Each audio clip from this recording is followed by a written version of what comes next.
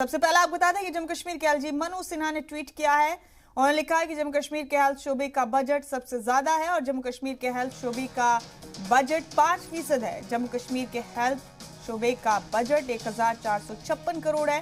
जम्मू कश्मीर के हेल्थ शोबे को मजीद मजबूत किया जाएगा। ये बड़ा अपडेट देख रहे हैं आप अपनी टीवी स्क्रीन पर। जम्मू कश्मीर के एलजी मनोज सिन्हा ने ट्वीट करके लिखा कि जम्मू कश्मीर का हेल्थ शोबा सबसे बड़ा है और इसे मजीद मजबूत किया जाएगा। सबसे ज्यादा बजट मिलता है जम्मू और कश्मीर के हेल्थ शोबे को। फिलहाल 1456 करोड़ का है जम्मू और कश्मीर के हेल्थ शोबे का बजट और इसे मजीद मजबूत किया जाएगा।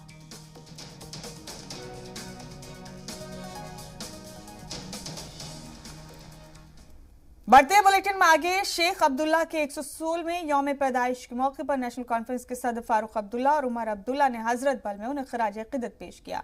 हजरत बल में अपने वालिद शेख अब्दुल्ला की यौम पैदाइश पर डॉक्टर फारूक ने कहा कि सभी नेशनल कॉन्फ्रेंस के कारकुनान और लीडरान को हर गांव और इलाके में लोगों के राब्ते में रहना होगा। आजकल 370 को लेकर उन्होंने कहा कि छीने गए हुकूक को वापस पाने के लिए हमें भी किसानों की तरह कुर्बानी देनी पड़ सकती है। उन्होंने पार्टी कारकुनान से एक ऐसा प्लेटफॉर्म तैयार करने को कहा जिससे जम्मू कश्मीर को पूरी रियासत का दर्जा मिल सके। उन्होंने पार्टी के लोगों से बामी राब्ते का प्रोग्राम शुरू करने और कश्मीर के हर गांव और इलाके के लोगों से जुड़ने की बात भी कही। मुबारक करता हूं कि इस बारिश में भी आप लोग तशरीफ लाए। मैं आपको मुबारक करता हूं ये भी कि जो आपने ये एक जमात है जिसका पूरा इलेक्शन हुआ है। किसी भी जमात का मैंने इलेक्शन नहीं देखा, सबसे बड़ी बड़ी जमातें क्यों ना हो, मगर नेशनल कॉन्फ्रेंस ने ये दिखाया कि अब ग्रास रूट की जमात है और जमीन से लोगों से इलेक्शन करती है। मैं आपसे सिर्फ दो चीजें कहना चाहता हूं जो बहुत जरूरी हैं। एक, क्योंकि आप लोग जवान हैं, कल आप लोगों ने इस रियासत का और इस जमात का बोझ अपने कंधों पर उठाना है। लोगों की नजरें आप पे होंगी कि आप कैसे चलेंगे, कि आप क्या सचमुच इंसानियत पे रहेंगे, इंसान के साथ इंसान के तरह तरीके से चलेंगे। बहुत सी ताकतें आई, बहुत सी मुश्किलें आई, मगर अगर आपका ईमान सही होगा और आपका रास्ता सही होगा तो अल्लाह ताला आपके रास्ते को खुद साफ करेगा और आप कामयाब होंगे। इसके साथ साथ मैं आपको ये भी कहूं, काम बहुत करना है, मेहनत बहुत करनी है। शेख अब्दुल्ला के 116वें यौम पैदाइश पर नेशनल कॉन्फ्रेंस लीडर और साबिक एमएलए शेख अशफाक जब्बार ने उन्हें खराज अकीदत पेश किया। शेख जब्बार ने नसीम बाग वाक़े मज़ार क़ैद पहुंचकर गुलपोशी की और फातिहा पढ़ा। इसके बाद उन्होंने लार ब्लॉक में बड़ी तादाद में पहुंचे कारकुनान को खिताब करते हुए शेख अब्दुल्ला की जिंदगी पर रोशनी डाली। उन्होंने कारकुनान को हिदायत दी कि शेख मोहम्मद अब्दुल्ला के कामों से मुतासिर होकर ही अपने हर काम को अंजाम दें, उनके दिखाए रास्ते पर ही चले। बाबा कौम शेर कश्मीर शेख मोहम्मद अब्दुल्ला का 116वां यौम पैदाइश और हमने उनके मज़ार पे जाके आज सुबह सुबह वहाँ फातिहा खानी की, उनको खराज अकीदत किया और उसके बाद हमने यहाँ वर्कर्स की एक मीटिंग रखी ताकि वहाँ उनको हमने शेख मोहम्मद अब्दुल्ला साहब ने जो इस कौम के लिए किया है उनको खराज अकीदत किया और वो जो उनके कारनामे हैं वो हमने हाईलाइट किए लोगों के सामने। या चाहे वो लैंड टू टिलर हो, चाहे यहाँ जागीरदाराना निज़ाम ख़त्म करना में हो, यहाँ हेल्थ सेक्टर में जो उनका कंट्रीब्यूशन है, एजुकेशन सेक्टर में, या और भी जो यहाँ एक इज़्ज़त नफ्स इसने जम्मू कश्मीर के कौम को यहाँ दी, वो शेर कश्मीर और उनके साथियों ने जो उस वक्त कुर्बानियाँ दी, जिसमें गांदरबल से हमारे मरहूम शेख अब्दुल जब्बार साहब थे जिन्होंने 14.5 साल उनके साथ जेल खानों में गुजारे, वो हमने लोगों के सामने रखा और हमने अहद किया कि शेर कश्मीर का जो असल मिशन है उसको हम आगे ले जाएंगे और नेशनल कॉन्फ्रेंस का जो असल एजेंडा है वो लोगों तक पहुंचाएंगे। वादी में बारिश और बर्फबारी की पेशन गोई के बाद से ही इंतजामिया अलर्ट है और जरूरी कदम उठा रही है। श्रीनगर के मेयर जुनैद मट्टू ने भी कमर कस ली है। इस सिलसिले में जुनैद मट्टू ने इंतजामिया के दीगर ऑफिसर्स के साथ एक मीटिंग की और आने वाले वक्त में स्नो क्लियरेंस समेत आने वाली मुश्किलात का हल पहले ही से निकाले जाने पर चर्चा की। मैंने कल मीटिंग चेयर की है। हमने हर इलेक्टोरल 74 वार्ड श्रीनगर में हमने हर वार्ड में एक मशीन पहली बार रखी है। 10 टन रोड सॉल्ट हमने डिस्ट्रीब्यूट किया है वार्ड्स पे। हमने पूरा प्रोग्राम बनाया है और हमने एक टीम बनाई है जो वेदर फोरकास्ट पे नजर रखेगी। पहले बताया गया था कि जुमा और उसके बाद के 2 दिन शायद फोरकास्ट रहे, लेकिन अब इतवार का फोरकास्ट है, तो हम उस पर नजर रखे हुए हैं और इतवार से पहले एक दिन कबल हर एक वार्ड में मशीन पहुंचेगी, सॉल्ट पहुंचाया गया है और हम पूरी तरीके से तैयार। और हमारे पास बहुत डेफिशिएंट है। हमारे पास लगभग 6000 होना चाहिए मैन पावर, पॉपुलेशन के हिसाब से करीबन 2500 है। सो हाफ हमारा मैन पावर 200% एफिशिएंसी है। बट जितना मैन पावर हमारा है वो ऑन ग्राउंड होगा और जितना भी हम अपने वसाइल को, अपनी कुव्वत को इस्तेमाल कर सके उतना बिल्कुल दिन रात करेंगे। बीजेपी जनूबी कश्मीर में भी खुद को मजबूत बनाने में लगी हुई है। शोपियां में साउथ कश्मीर बीजेपी इंचार्ज वीर सराफ ने एक पार्टी मीटिंग में शिरकत की। इस दौरान पार्टी को मजबूत करने पर जोर दिया गया। वीर सराफ ने पार्टी कारकुनान से जमीनी सतह पर काम करने और पार्टी को मजबूत बनाने की अपील की।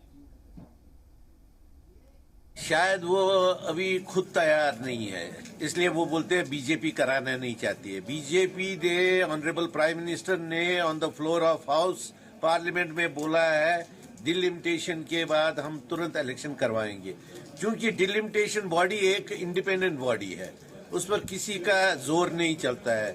जिस दिन वो लोग खत्म करेंगे अपना रिपोर्ट, मीडिया से मुझे पता चला है कि ड्राफ्ट रिपोर्ट तैयार हो गया है। ड्राफ्ट रिपोर्ट में वो लोग ऑब्जेक्शंस मांगेंगे, उसके बाद वो ऑब्जेक्शंस को अगर इनकॉर्पोरेट करना होगा तो वो करेंगे। श्रीनगर में बदउनवानी के साथ साथ सरकारी मुलाजमीन की लापरवाही के खिलाफ एक्शन जारी है। 2 हफ्तों के अंदर 13 टीचर्स को बर्खास्त किया गया है। बताया जा रहा है कि ये सभी ड्यूटी के वक्त अपने स्कूलों से नदारत थे। बारामूला के तारजुवा में तैनात high school teacher Shaista Akbar को भी गुज़िश्ता दिनों लगातार स्कूल से नदारत रहने को लेकर सस्पेंड कर दिया गया। इसके साथ साथ गुज़िश्ता हफ्ते JK स्कूल एजुकेशन डिपार्टमेंट ने अलग अलग स्कूलों में तैनात 6 दीगर टीचर्स को भी बर्खास्त कर दिया। और श्रीनगर के SKICC में शेर Kashmir institute of medical sciences की तरफ से सालाना जलसा मुनक्किद किया गया। इसमें स्किम्स के डायरेक्टर AG आंगर के अलावा डायरेक्टर एम्स डॉक्टर गुलेरिया भी शामिल हुए। LG मनु सिन्हा ने वर्चुअल मोड में प्रोग्राम में शिरकत की। प्रोग्राम में शेर Kashmir institute of medical sciences के कई डॉक्टर्स के अलावा पैरामेडिकल स्टाफ, नर्स और दूसरे मुलाजमीन भी शामिल हुए। इस दौरान जम्मू कश्मीर LG के सलाहकार राजीव रॉय भटनागर भी इस प्रोग्राम में शामिल हुए। प्रोग्राम में डॉक्टरों के रोल की काफी तारीफ की गई, जिन्होंने कोरोना के दौर में नुमाया खिदमत को अंजाम दिया। लोगों को जागरूक बनाना हो, सीनियर डॉक्टर से भी मैं आग्रह करूंगा कि सोशल मीडिया के जो भी प्लेटफॉर्म हैं उन पर अगर आपकी ओर से ये बात कही जाएगी कि लोग कोविड प्रोटोकॉल का पूरी तरह पालन करें, मुझे लगता है कि संक्रमण को रोकने में हमें निश्चित रूप से सफलता मिलेगी। प्रशासन की ओर से हम प्रतिबद्ध ढंग से कोशिश कर रहे हैं, लेकिन जब आपकी ओर से कोई बात कही जाती है तो मुझे लगता है कि उसका इम्पैक्ट समाज पर ज्यादा होता है।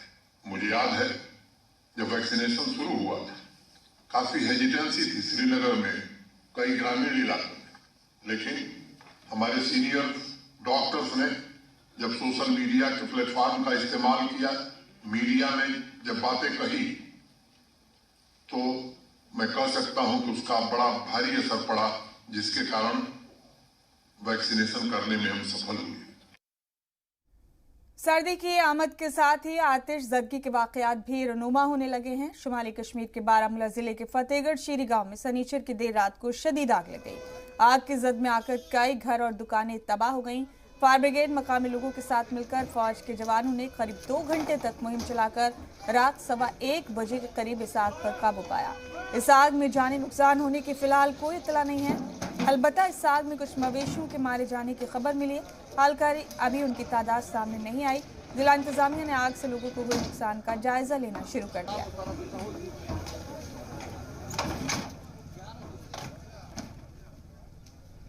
वहीं शोपियां के अस्तान मोहल्ले में भी आग लग जाने से अफरा तफरी मच गई। आग से काऊ शेड में लग गई और काऊ शेड अब्दुल गनी भट्ट का बताया जा रहा है। आग की खबर मिलते ही फायर ब्रिगेड की टीम मौके पर पहुंची और मकामी लोगों के साथ मिलकर आग पर काबू पाया। आग लगने की वजह से होने वाले नुकसान का जायजा लिया जा रहा है।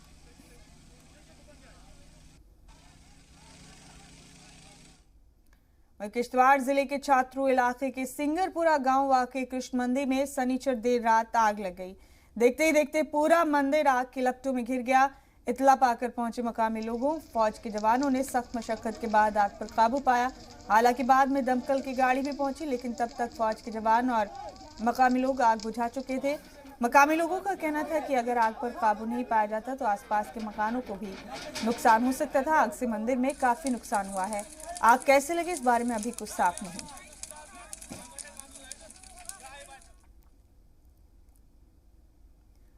और गुज़िश्ता दिनों गांधरबल में आग लगने से एक रिहायशी मकान जलकर तबाह हो गया। मकान में एक बेवा और उसके बच्चे रह रहे थे।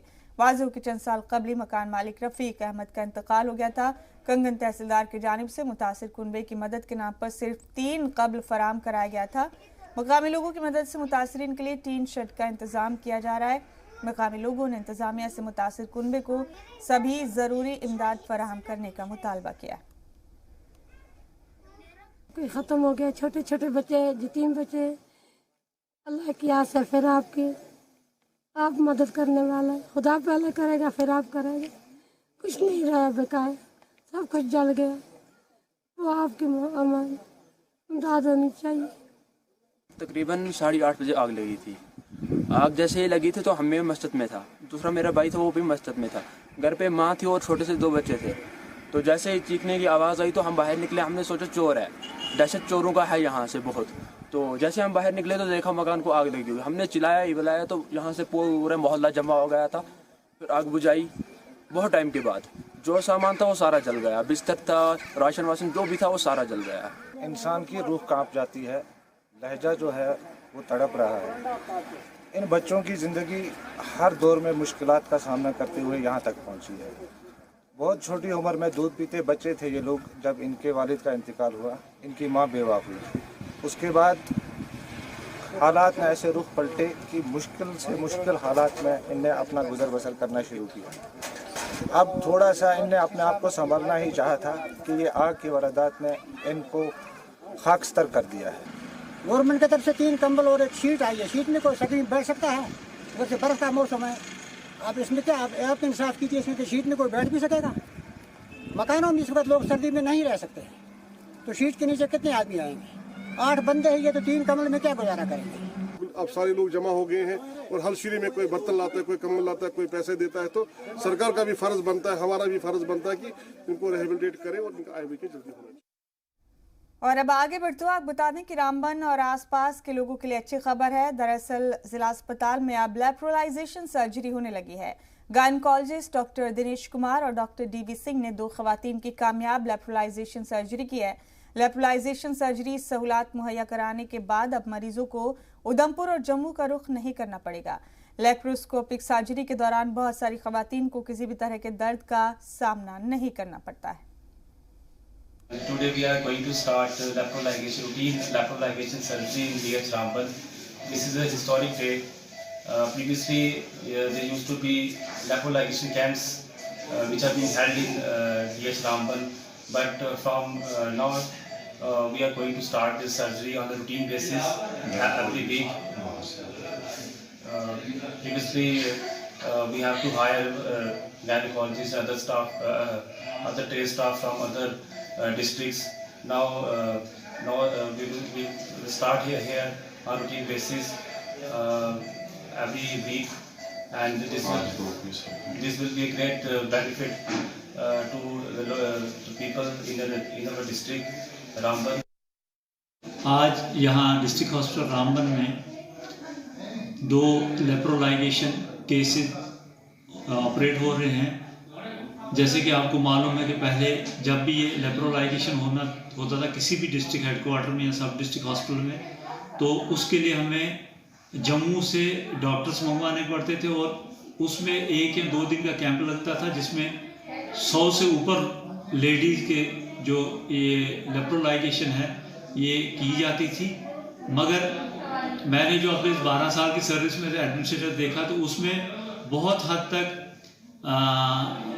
एक मैस सा बन जाता था, उसमें बहुत मुश्किल हो जाता था लोगों को कि उनकी जो जिनको ये लेप्रोलाइजेशन करना था उन लेडीज़ को, उनके लिए बहुत मुश्किल हो जाता था एट ए टाइम 100 या 100 से ज़्यादा लोगों का ये ऑपरेट करना, ये प्रोसीजर करना। मगर अब कि एक डॉक्टर हमारा यहाँ पे गायनेकोलॉजिस्ट जो वो ये सीख के आया है कि कैसे लेप्रोलाइगेट करना है, तो उनको ये अपॉर्चुनिटी जो भी यहाँ पे अवेलेबल है हमारे पास, इसका भरपूर फ़ायदा उठाना चाहिए।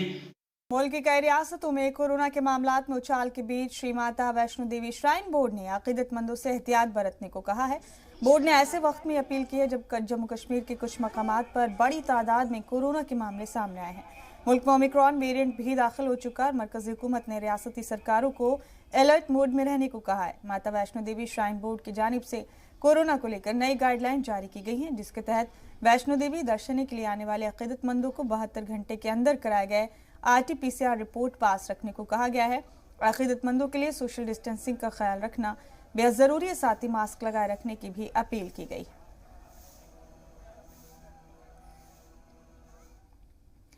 और शदीद बर्फबारी के चलते इंतजामिया ने बांदीपुरा गुरेज रोड पर आमद-ओ-रफ्त को बंद कर दिया है। अफसरान ने कहा है कि कश्मीर को बांदीपुरा से जोड़ने वाली राजधान चोटी पर बर्फ जमा होने की वजह से सड़क पर फिसलन के सबब आमद-ओ-रफ्त को बंद करना पड़ा। बता दें आपको कि गुरेज की सेंट्रल तहसील डावर में हल्की से दरमियानी बर्फबारी हो रही थी, जबकि तुलैल में भी बर्फबारी हो रही है। बर्फबारी की वजह से ये फैसला लिया गया है। रास्ते पर फिसलन बढ़ गई है, इसी के चलते बांदीपुरा गुरेज रोड पर आमद-ओ-रफ्त को बंद करना पड़ा।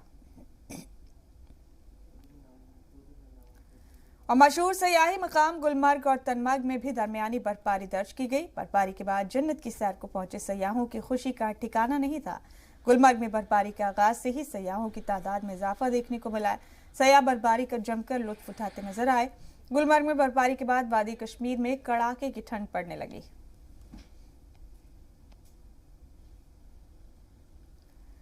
और सयाही मकाम सोनमर्ग में भी बर्फबारी हुई, जबकि गांदरबल के मैदानी इलाकों में बारिश हुई। बारिश और बर्फबारी की वजह से इलाके में सर्दी की शिद्दत में भी इजाफा हुआ।